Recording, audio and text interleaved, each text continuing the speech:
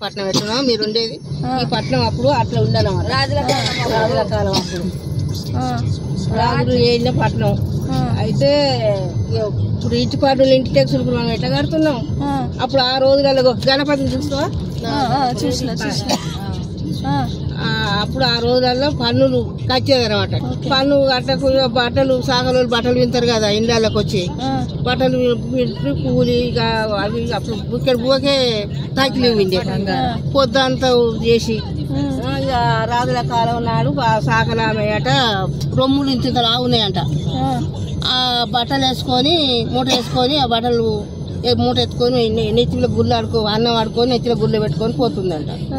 అయితే ఆ రాజుకి ఎట్లా కానొచ్చింది ఆమె కానొస్తే ఇక పన్ను ఎక్కువ వేసిర్రట అందరికి తీరో పన్ను ఇప్పుడు పన్ను ఎక్కువ వేస్తే నేను నా దానికి ఏముంది నాకు పన్ను ఎక్కువ పెట్టేస్తారు అని మనసులో పడ్డది నా పేద మనసులో పెడితే బాగుండదు అని ఏం చేసింది